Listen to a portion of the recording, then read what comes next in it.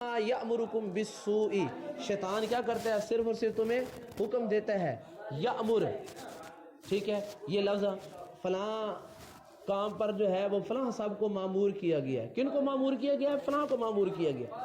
یہ معمور لفظ ہماری زبان کا ہے۔ آج آمریت ہے، آج جو ہے وہ سیاست کے اندر کہتے ہیں یا کون ہے عامر، کون ہے جو ہے وہ حکم دینے والا، یعنی لفظ عامر، معمور، یہ ہماری زبان کا اپنا لفظ ہے۔ تو اس کو ہم سادہ سا لیں کہ عامر کا مطلب، معمور کا مطلب حکم، اس کے معنی کے اندر آ جاتا ہے۔ تو شیطان حکم دیتا ہے تمہیں بالسوء، برائی کا، والفحشاء، اور فحاشی کا۔ سوء ظن نہیں رکھنا چاہیے، کہتے ہیں اپنی زبان کے اندر نا، سوء ظن نہیں رکھنا چاہیے۔ تو لفظ سوء ظن یعنی برا گمان نہیں رکھنا چاہیے۔ فحشاء، فحاشی آج عام ہو گئی ہے، ہماری زبان کا لفظ ہے فحاشی، فحاشی آج عام ہو گئی ہے۔ تو فالفحشاء بے حیائی کا، سو اور فحاشی یہ دونوں برائی ہیں، لیکن یہ ہے کہ سو جو ہے وہ قدر فحاشی کے وہ کم ہوتی ہے۔ سو برائی، کوئی بھی برائی کہتے ہیں، لیکن فحاشی اس برائی کو کہتے ہیں جو بے حیائی ہو جائے، کھلم کھلا ہو جائے۔ فحاشی کے اندر حد ہوتی ہے، اور بعض کہتے ہیں کہ سو جو ہے وہ حد ایسی برائی کہ جو شرعی کسی حد کو نہ پہنچے، اور فحاشی جیسے کہ جامع البیان والے نے بیان کیا، انشاءاللہ اس تفسیر پر آخر میں دیکھیں گے تھوڑا سا کہ جو اس نے نکات بیان کیے ہیں۔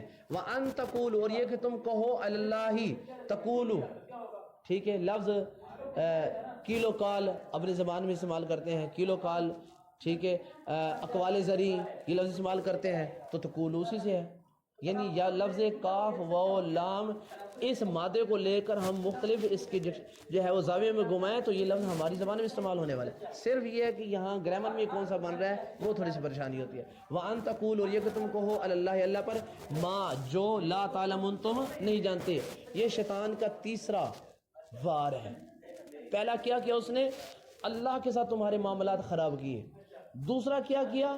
اپنی خواہشات کی منمانی ہے۔ ظاہری بات ہے جب تمہارا واسطہ وسیلہ اور تمہارا تمام تر بھروسہ وہ لوگ ہیں، وہ چیزیں ہیں کہ جو تمہیں جواب بھی نہیں دے سکتے، تم ان کا جواب سن بھی نہیں سکتے، تو تم پھر اپنی منمانیاں کرو گے، جو دل میں آئے گا وہی کرو گے۔ اور تیسری بات کیا ہوگی؟ وَأَن تَقُولُوا، اللہ پر گڑو، گڑنتو بنو۔ یہ شیطان کا چال ہے۔ آج افسوس سے سوشل میڈیا کا دور ہے، لوگ جو ہے آپ کو بے تحاشا حدیثیں سینڈ کرتے ہیں، باتیں کرتے ہیں اسلام کے متعلق، لیکن ان کا اس پر کوئی سٹڈی نہیں ہوتی کہ کیا یہ واقعی حدیث کے اندر بات آئی ہے، کیا اللہ اور اس کے رسول نے کہی بھی ہے، کیا نبی صلی اللہ علیہ وسلم کی سیرت کا یہ حصہ تھی۔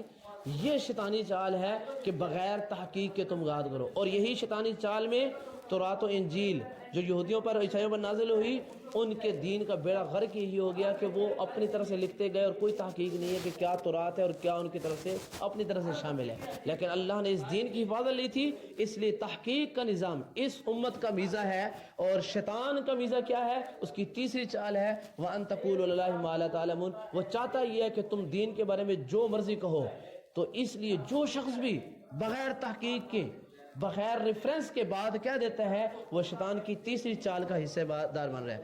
وَإِذَا قِيلَ لَهُمُ اتَّبِعُوا، اور جب قیلا، وہی کیلو اقوال زری کہا جاتا ہے، لہم ان کے لیے، اتبعوا اتباع کرو، متبع بن جاؤ، اپنی زبان کا لفظ ہے، تم پیروی کرو، ما جو انزل اللہ، اللہ نے نازل کیا، قالو، تو ان کا جواب کیا ہوتا تھا مشرکین مکہ کا؟ بل نتبعوا، بلکہ ہم پیروی کریں گے، ما الفینا، جس پر ہم نے پایا، الفینا ہم نے پایا، علیہ جس پر، آباءنا اپنے ابو اجداد کو، اولو کان آباؤہم لا یاکلون شیئا ولا یہتدون، اگرچہ ان کے ابو اجداد، یہ لفظ آبا استعمال ہوا ہے، ہم اپنی زبان میں کہتے ہیں میرا آبائی گاؤں، میرا آبائی وطن، ہمارے ابو اجداد، تو یہ ہماری زبان کا لفظ ہے۔ اگرچہ تھے ان کے ابو اجداد، لا یاکلون، نہیں وہ عقل رکھتے تھے اور نہ وہ ہدایت کا راستہ پاتے ہیں، تو کیا تم پھر ان کی بھی پیروی کرو گے؟ یعنی اللہ رب العزت نے اس آخری حصے میں ان کے لیے ایک سوال چھوڑا، اور یہ سوال ہمارے لیے بھی آج بنتا ہے۔ مشرکین مکہ اور یہود کی رسول اللہ صلی اللہ علیہ وسلم کے ساتھ مدینہ کے اندر آخری دلیل جس پر آ کر اٹک جاتے تھے کہ اب اس کے بعد تو رسول صلی اللہ علیہ وسلم خاموش ہو جائیں گے، جب انہیں کہا جاتا ہے تمہاری کتابوں پہ تو نہیں ہے، تو وہ کہتے ہیں یار ہم نے اس طرح ہی اپنے ابو اجداد کو، اپنے پچھلوں کو پایا، یہ ان کی آخری دلیل ہوتی تھی، جب ان کے پاس کوئی دلیل نہیں ہوتی. اور افسوس سے کہوں گا کہ آج کے معاشرے کے اندر جب کسی کے ساتھ تھوڑی سی باس مباحثہ کی جائے, سمجھائی جائے, بھی حدیث لے آؤ, سنت لے آؤ, کوئی نبی کا طریقہ لے آؤ, کوئی قرآن کی آیت لے آؤ, آخری بات اس کی پتہ کیا ہوتی ہے؟ یہ جو اتنے سارے کر رہے ہیں سارے غلط ہیں. کیا ان کو دین کا نہیں پتا؟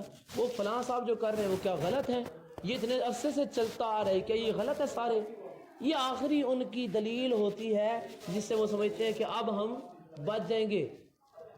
اور یہی دلیل افسوس سے مشرکین مکہ کی تھی کہ جب وہ سارے ہر طرف سے گھیرے میں آ جاتے اور رسول کو جواب دینا ان سے کوئی جواب نہیں بنتا, تو کیا کہتے پھر کہ ہم نے بہت اجداد کو اس طرح پایا.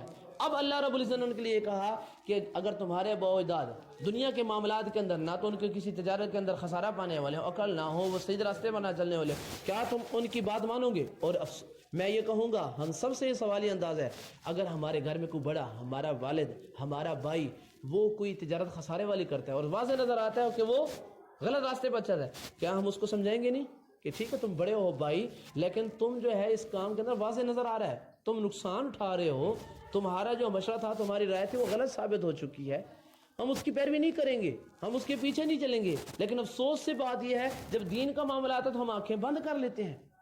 دنیا کے معاملات کے اندر اللہ نے یہی سمجھایا مشرکین مکہ کو, یہی سمجھایا اللہ رب العزت نے یہود کو کہ اگر جس معاملے کے اندر ان کو شعور نہیں ہے, ان کو عقل نہیں ہے, ان کے پاس کوئی جو ہے معلومات نہیں ہے کہ اس کام کو کس طرح کرنا ہے, کیا تم اس میں پیروی کرتے ہو؟ نہیں, دوسرے لوگوں سے مشورہ لیتے ہو, مل بیٹھ کر اس مسئلے کو حل کرنے کی کوشش کرتے ہو, وہاں اس میں پیروی نہیں کرتے. لیکن دین کے معاملے کے اندر تمہارا یہ معاملہ چلتا ہے.